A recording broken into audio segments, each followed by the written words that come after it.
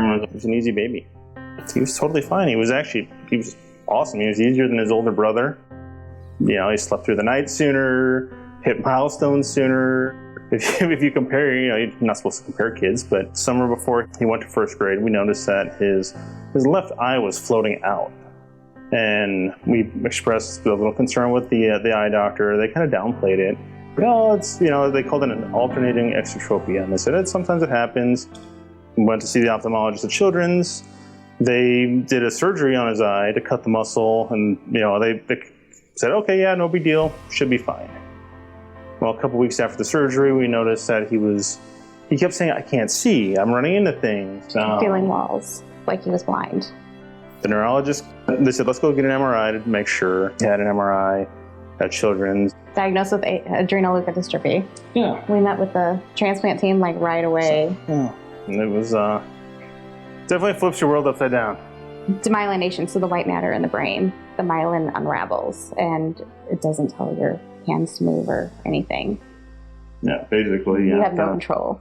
You know, the nerve bundles in your brain are tightly wound, and just like wires or anything else, the tighter they are, the easier the transmission of signals is. With ALD, adrenal leukodystrophy, basically the buildup of long-chain fatty acids causes like a toxicity, and it causes that white matter to unravel. It kind of slows everything down. The child doesn't have a bone marrow transplant. It's fatal. If a kid's too far progressed, they won't do a transplant, but his team felt he was safe, but he did still progress after transplant. But they think he's stable now. So it's all up in the air. We have no idea what to expect. Right. When Camryn first got sick, I wasn't sure what to think. I had no idea what this new disease or whatever it was. I was just really worried about him at first. As far as his deficits go, you know, he was progressed during transplant from a perfectly healthy 7-year-old boy, just kind of gradually lost abilities.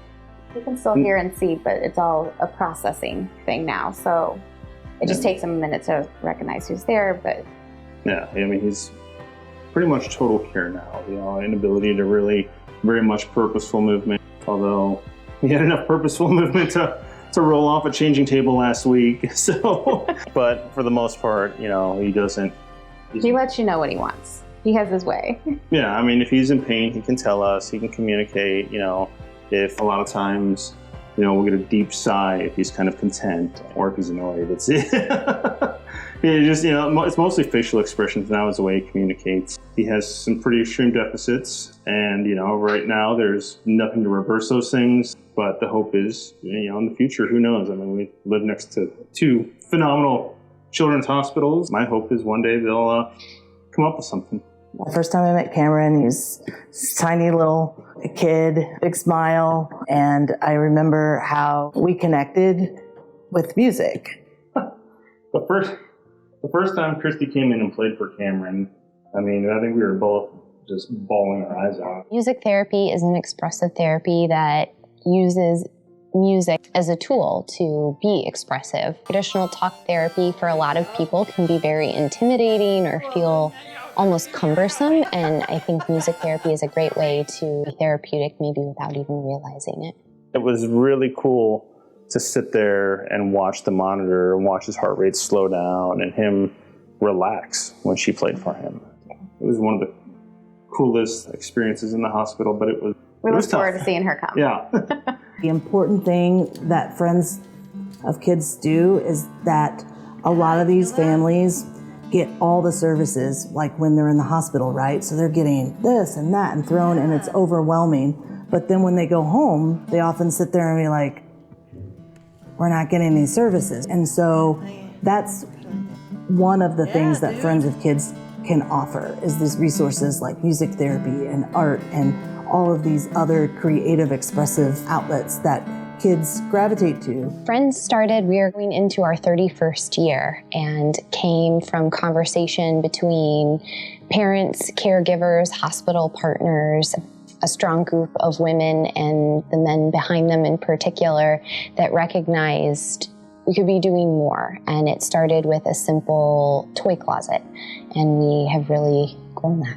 But even though it's not cancer, you know, organizations like Friends of Kids with Cancer have been gracious enough to include us in that kind of umbrella, because he did go through chemotherapy, through a bone marrow transplant, and all of the same treatments. So For Camryn's family, Friends of Kids with Cancer is providing music therapy. This is part of our emotional programming, part of our 3-pillared approach, and music therapy has been a really good fit for Camryn and his brother, Kale. it's been phenomenal. I mean, the reactions that we got out of him during his music therapy sessions, they're unbelievable. I mean, we jumped at the opportunity whenever Friends of Kids offered that to us. We're very grateful for that. 3-pillared approach is to take care of patients and their families emotionally, educationally, and recreationally. It is so important to take care of families holistically. We know that there are so many after effects from the chemotherapy agents themselves, but also the process of receiving treatment for weeks, months, years, and the late effects can have a significant impact on a child's ability to learn, their ability to socialize, and at the same time, the siblings are also facing a life-altering transition. Maybe they're not seen in the classroom as often, maybe their parents aren't able to communicate with educators as frequently, and so tutoring is a natural fit, as is therapy. Practitioner myself, I think we should all have a therapist. Friends of Kids with Cancer has been amazing. I mean, for every kid that goes through these treatments at Children's, at Glennon, I mean, just from the little things that they provide at the hospital. I mean, snacks, like keeping the break rooms essentially stocked so that way you're close to your children. I remember that he didn't really like typical therapies like speech, and I remember him being a little joker where he would pretend to be asleep, and then we slowly figured out, okay, so the speech therapist would be like, hey, I need you to come with me and we're gonna do this and see if we can get Camryn to participate. Music was really powerful to motivate him to. It's the only thing that worked. Right, he would pretend to be asleep, but once Christy started getting involved. You could see it on the monitors too, like his heart rate and everything just dropped. Like he's so relaxed with it.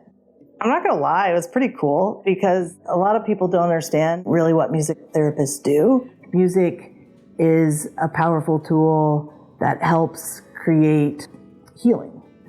That's the magical thing. Like there's lots of research being done now within the brain and how it reacts to music. Because the brain, there's not one particular part of the brain that is music. It's global. I think the response to music therapy is overwhelmingly good. It's not about having any musical inclination or talent, although it's amazing how that comes out when kids in particular are feeling comfortable in the space.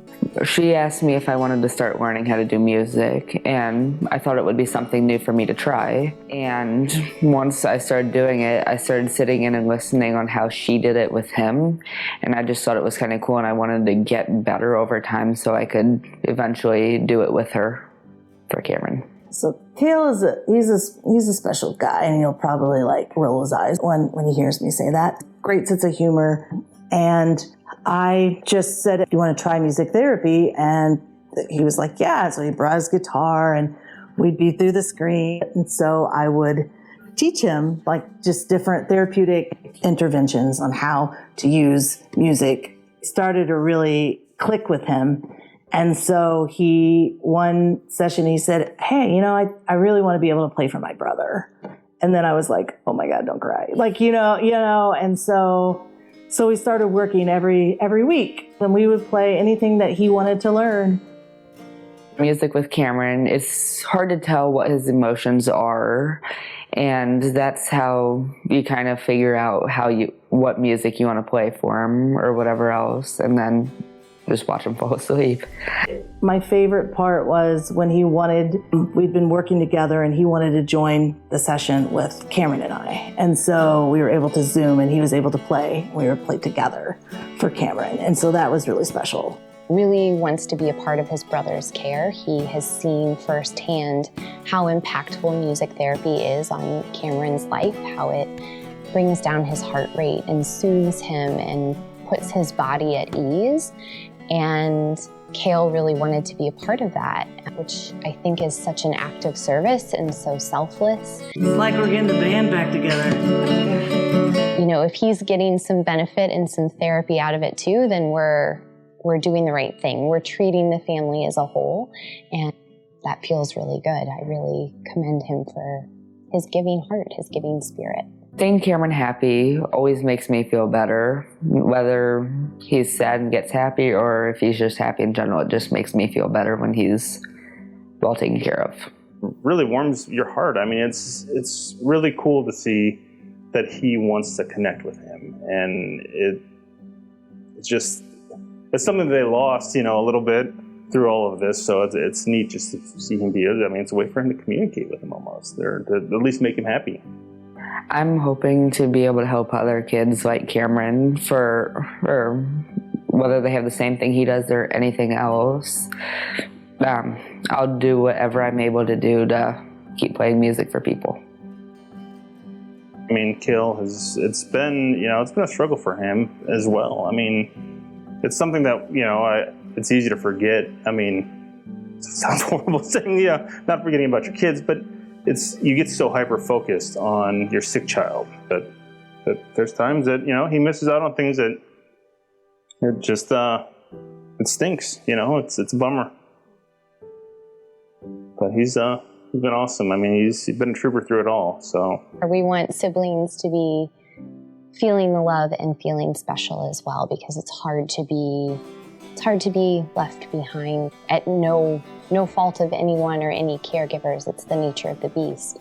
And so we really try to be the organization, the group of people that lift them up. Even when she's not Zooming or doing whatever with him, I still try and do whatever I can for him, whether it's playing music or just talking to him.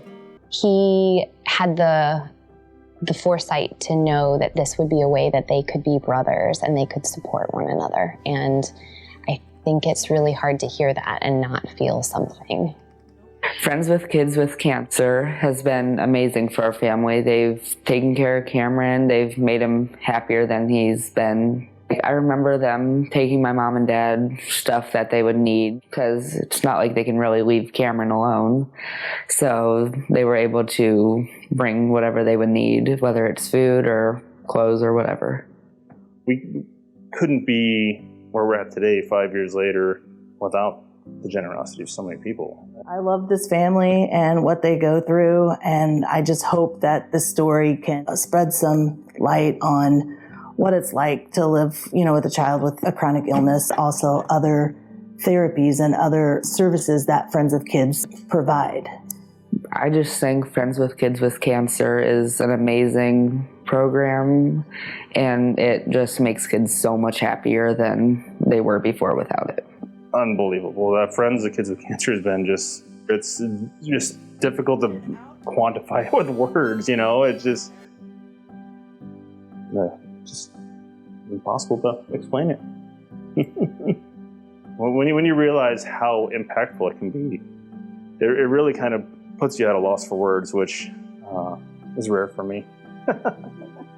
I think people and I think siblings survive the diagnosis of a sibling by support from their inner circle, from their people, and Friends of Kids with Cancer also aspires to be a part of that. You go a day at a time, and that's how you get through this. But I think the biggest thing is the community. I mean, the people. I mean, I think about. We have such a great town.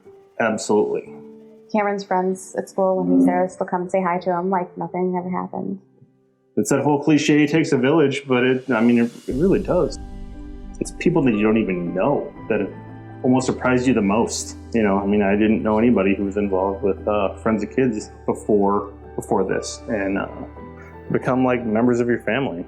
Our job is to be there, to validate, to listen, and to listen some more, and sometimes hold hands. Donors help make that happen, and so I really feel like it is the backbone of how we take care of this community. I think people should donate to Friends with Kids with Cancer because it helps people, I see your eyes going. like my brother, be able to be happier and have a better future. And I hope they can keep doing that for other kids like Camryn. It makes you feel good to know that he's still in there. He can still he still knows what's going on.